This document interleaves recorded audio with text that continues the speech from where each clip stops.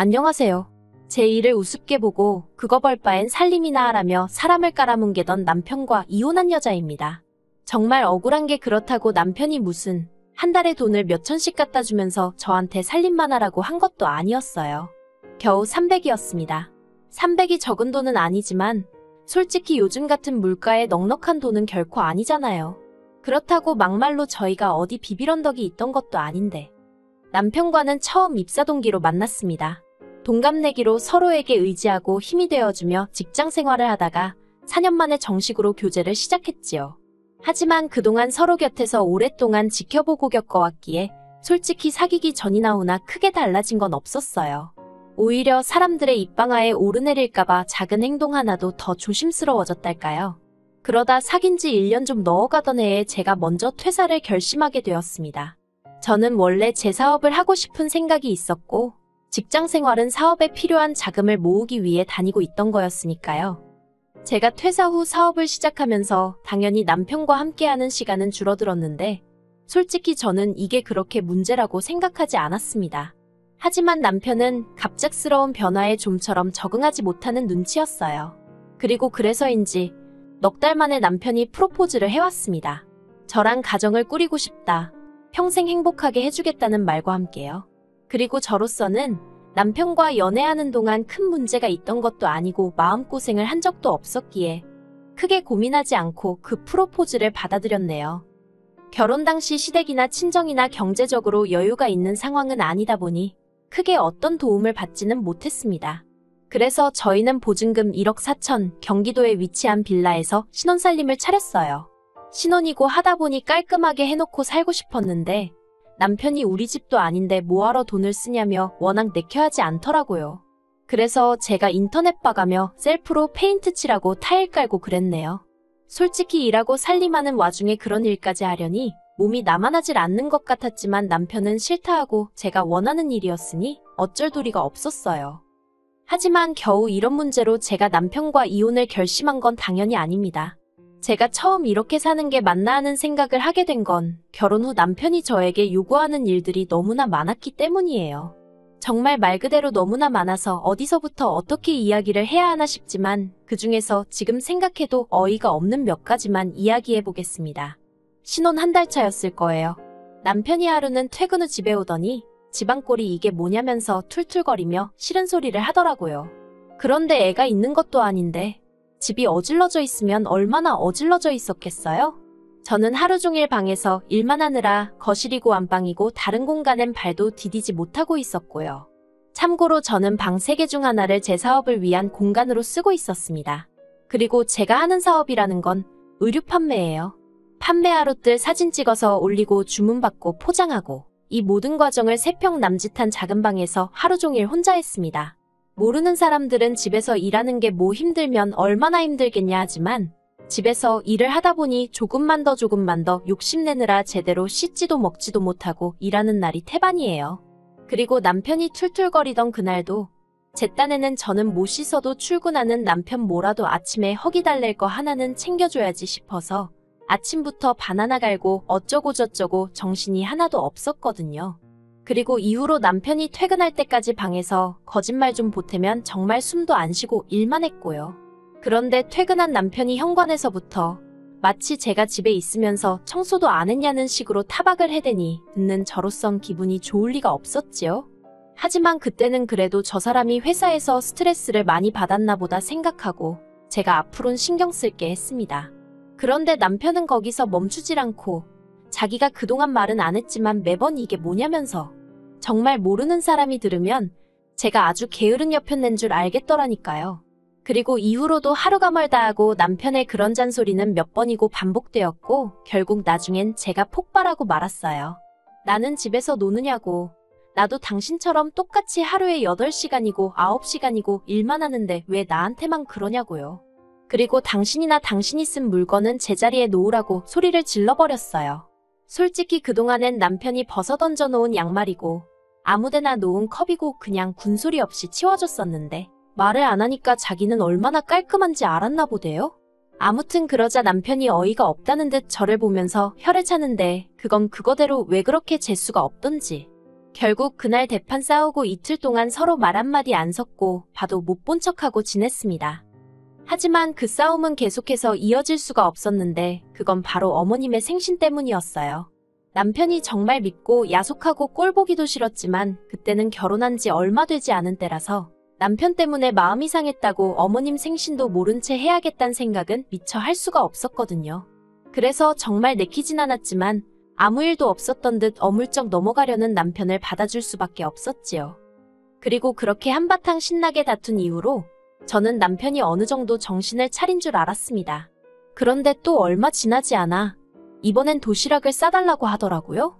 회사 구내식당 음식은 입에도 안 맞고 어쩌고 저쩌고.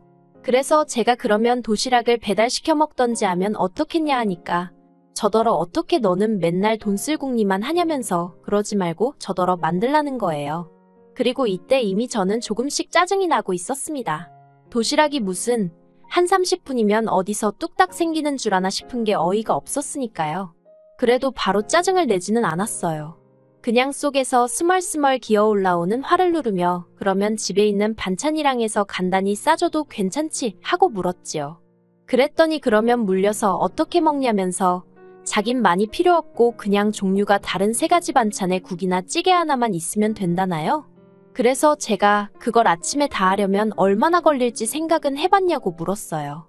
그랬더니 또 한다는 말이 밥은 밥솥이 하는 거고 나머지는 어머님 하시는 걸 보면 얼마 안 걸리더래요. 이땐 정말 너무 속 터져서 그건 어머님이고 나는 그렇게 못한다 했습니다. 당신이 장가 오기 전까지 직접 당신 손으로 음식 해본 적 없다고 한 것처럼 나도 거의 해본 적이 없다고. 여자라고 해서 무슨 결혼만 하면 갑자기 아무 음식이나 할 수 있게 되는 게 아니라고요. 그랬더니 한다는 말이 자기는 제가 현모양처인 줄 알았는데 여러 가지로 실망이라대요. 그리고 그런 소리를 듣고 제가 속도 없이 도시락을 싸주게 생겼나요? 당연히 안 싸줬지요. 그러다 한 번은 이런 일도 있었네요. 친정어머니 생신이셨는데 솔직히 그때 남편하고 사이가 좋은 것도 아니었고 남편도 가타부타 말이 없길래 그냥 혼자 친정에 갔어요. 그렇다고 남편한테 아예 말을 안 하고 가출하듯 집을 나간 건 아니었고요. 남편에게 친정에서 하루 자고 오겠다고 했죠. 그리고 그랬는데도 남편은 뭐 이렇다 할 이야기가 없었습니다. 왜 가는지, 자긴 안 가도 되는 건지, 뭐라도 사서 가는 건지 그런 말도 없더라고요. 그러니 제 입장에서는 비록 제가 먼저 같이 안 가겠다고 마음을 먹긴 했어도 좀 서운한 거예요. 그렇지만 치사하고 구질구질해서 저도 그런 남편한테 더는 말하지 않고 그냥 다녀왔습니다. 그런데 매일같이 남편하고 한창 날 세우면서 일만 하다가 친정 부모님을 뵈니까 너무 좋더라고요. 그래서 계획과는 달리 하루를 더 있다 가게 되었어요. 그런데 1박만 하고 온다던 와이프가 집에 안 오면 뭐라고 연락이라도 한번 해보는 게 정상 아닌가요? 하지만 남편은 연락이 없었습니다. 그리고 친정부모님도 왜 박서방은 너를 찾지도 않냐고 물으셨는데 차마 부모님이 걱정하실까봐 거기다 뭐라고 무슨 말을 해야 할지 모르겠더라고요. 그래서 그 사람 지금 몸이 안 좋아하고 둘러댔더니 그러면 남편 옆에 있어야지 여길 왜 왔냐고 친정어머니가 깜짝 놀라시더라고요. 아무튼 그래서 마음 같아선 3박이고 4박이고 더 있다가 가고 싶었는데 어쩔 수 없이 집으로 돌아왔어요. 그리고 그날 밤 퇴근한 남편이 저를 발견하더니 뭐라는 줄 아세요? 제가 없어서 밥을 한 끼도 안 차려 먹었다면서 저더러 밥 좀 차려달랍니다. 그리고는 장모님이 뭐 반찬 같은 것도 안 챙겨주셨냐면서 사위사랑은 장모라던데 너무하다는 거예요. 어이가 없었습니다. 자기가 무슨 67살 먹은 어린애도 아니고 어떻게 제가 없다고 밥을 한 끼도 집에서 안 차려 먹을 수가 있는 거며 그렇다고 해도 와이프가 자기한테 말도 없이 2박 3일을 친정에서 보내고 왔는데 솔직히 남편이 저를 보자마자 왜 말도 없이 더 있다 왔냐고 화를 냈으면 그것도 그것대로 짜증은 났겠지만 적어도 이렇게나 실망은 하지 않았을 것 같아요. 그런데 화는커녕 저를 보자마자 밥부터 찾는 남편을 보고는 도대체 이 사람은 나를 뭘로 생각하는 건가 싶어서 어이가 없더라고요.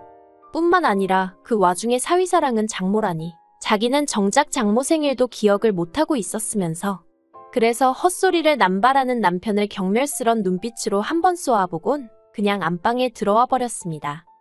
그러다 결정적으로 제가 이혼을 결심하게 된 건 남편의 썩어 빠진 정신머리를 알게 되면서예요. 남편이 하루는 술에 취해 들어와서는 저더러 야, 너 그러더니 네 통장 좀 가져와봐. 얼마나 버는지 한번 까봐. 그러대요. 그리고 황당한 제가 왜 알아서 뭐하게 하니까 저더러 지금 하는 그 사업인지나 발인지 그거 때려치고 집안일이나 하랍니다. 자기가 한 달에 300만 원씩 꼬박꼬박 벌어다 주고 있는데 가장 대접도 못 받고 열받아 죽겠대요. 그러면서 저더러 너 돈 100만 원이나 버냐면서 그거 꼴 같지도 않은 돈 번다고 집안일 소홀히 하고 그거 끼니마다 반찬 좀 다르게 하라니까 그것도 하나 못하냐면서 일 때려치랍니다. 그리고 가져다 주는 돈으로 조신이 살림이나 하라나요? 어이가 없어서. 하지만 술 취해서 지가 뭐라고 떠드는지도 모르는 인간하고 도대체 무슨 말을 하나 싶더라고요. 그래서 됐다고 술 깨고 이야기하자 했습니다. 그리고 이튿날 마침 주말이기도 하고 그래서 허심탄회하게 이야기를 해보자. 이렇게 분위기가 잡혔습니다. 남편은 자기가 전날 밤 뭐라고 짓거렸는지는 생각도 안 나는지 저더러 술 좀 깨게 술국을 끓여달라는 헛소리를 하길래 먹고 싶으면 시켜 먹던지 해 먹던지 알아서 하라고 했어요. 그랬더니 혼자 또 한숨을 푹푹 내쉬면서 자기가 무슨 ATM으로 보이냐입니다. 그래서 제가 남편더러 당신은 한 번이라도 우리 살림이 어떻게 굴러가고 있는지 생각해 본 적은 있느냐고 했어요. 그랬더니 그게 무슨 소리냐며 알아듣게 말하라고 성질을 내대요. 그래서 제가 우리가 지금 적금은 얼마나 들고 있는지 보험이며 각종 공과금이며 양가에 드리는 용돈이며 당신이 끌고 다니는 그 자동차 유지비며 그게 정말 300만 원으로 충당이 된다고 생각하냐고요. 그랬더니 남편이 한다는 말이 그럼 뭐 제가 벌어서 끽해야 돈 100이나 보탰냐입니다. 그리고 그때 그런 생각이 들더라고요. 이 사람은 나를 얼마나 얕잡아 보고 있는 걸까? 그리고 말이 나왔으니 말이지만 결혼하고 얼마 지나지 않아 아버님이 쓰러지셨어요. 그러면서 사회활동을 전혀 할 수 없게 되셨고 그래서 친정엔 30만 원 드리면서 시댁엔 80만 원씩 챙겨드렸습니다. 그게 다가 아니었어요. 저희 둘이 결혼하던 당시 남편이 저와 상의도 없이 전액 할부로 전기차를 샀었거든요. 그래서 그 차 할부의 유지비로만 또 돈 100은 우습게 나가고 있었죠. 이것만 해도 벌써 200인데 무슨 300씩이나 갖다 주니까 집안에 들어앉으라는 소리나 하고 있다니? 사람이 돈에 대한 개념이 없어도 어쩜 저렇게 없나 싶은 게 갑갑해서 화가 나는 거예요. 그래서 결국 제가 꼴랑 돈 300 가지고 당신이야말로 유세 좀 작작 부리라며 이렇게 사람 치사하게 만들 거면 그냥 헤어지자 했습니다. 나도 나름대로 맞벌이 하는 중인데도 집안일 가지고 현모양처가 못 되느니 어쩌느니 소리나 듣고 어제는 뭐 가장대접이 어쩌고 저쩌고 막말로 당신이 집을 해오기를 했냐 그렇다고 우리 친정에다 뭐 하나 대단한 거 해주기를 했냐 그래놓고 이제 와서 그거 얼마 더 번다고 사람을 무시하냐고 이래라 저래라 하느냐고 그럴 거면 차라리 따로 살자고요. 그러면 당신은 그 돈 300 혼자 다 쓸 수 있으니 얼마나 좋겠냐고 저도 남편이 하듯이 똑같이 빈정거렸네요. 그리고는 당신의 2배 3배 벌어오는 남자들도 당신같이 대접받고 싶어서 환장하진 않을 거라니까 저더러 말을 그따위로 하냐면서 그래 헤어져 하대요. 제가 자기랑 헤어져 봐야 지금이 좋았지 하고 피눈물을 흘릴 거라나요? 그래서 저희 이혼했습니다. 결혼 생활도 길지 않고 애도 없지 그렇다고 재산이냐고 얼마나 쌓인 것도 아니지. 그러니까 뭐 결혼 준비할 때보다 오히려 시간도 덜 걸리고 말 그대로 속전속결이더라고요. 그런데 웃긴 게 이혼하고 2달쯤 되던 때 그러니까 제가 사업한 지 꼬박 2년하고 2개월쯤 되던 때였거든요. 갑자기 매출이 늘기 시작하더니 3달 연속 순수익으로 제 손에 600씩 떨어지기 시작하는 거예요. 정신적으로 편해져서 일에 더 집중이 잘 됐던 건가 싶기도 하고 솔직히 남편하고 이혼하면서 마음 한켠으로는 이러다 진짜 사업까지 망하면 부모님을 무슨 낯으로 뵙나 싶어서 정말 여러 가지로 정신사나웠는데 보란듯이 사업이 치고 올라가 주니까 이걸 남편한테 말을 해서 염장을 질러 말어 싶더라니까요. 하지만 그래도 제 입으로 직접 말하는 건 없어 보여서 사업이 안정궤도에 들어갔다는 확신이 들던 지난달 같이 회사를 다니던 직장 동료들에게 슬쩍 제 근황을 흘렸습니다. 그랬더니 역시나 아니나 다를까 중에 말하기 좋아하는 몇 명들이 남편한테 제 소식을 전했나 봐요. 그간 한 번도 연락도 없던 인간이 저한테 잘 지내냐, 어떻게 지내냐고 문자를 보낸 걸 보면 말이에요. 정말 사람 일은 알 수가 없어요. 그쵸? 저도 어떻게 남편한테 돈 300 벌면서 현모양처 찾는 일은 잘 돼가냐고 한번 답장해 볼까요? 농담입니다. 다시는 얽히고 싶지 않은걸요. 저는 솔직히 이 기세를 몰아서 사업 쪽으로 한번 보란 듯이 성공해보고 싶은 마음이에요. 남편이 절 놓친 걸 후회하게 만들겠다 그런 게 아니라 남편에게 나는 네가 벌어다주는 알량한 돈 몇 푼으로 이래라 저래라 할 수 있는 여자가 아니었다는 걸 똑똑히 알려주고 싶어서요. 유치해도 뭐, 일단은 그게 제 목표입니다.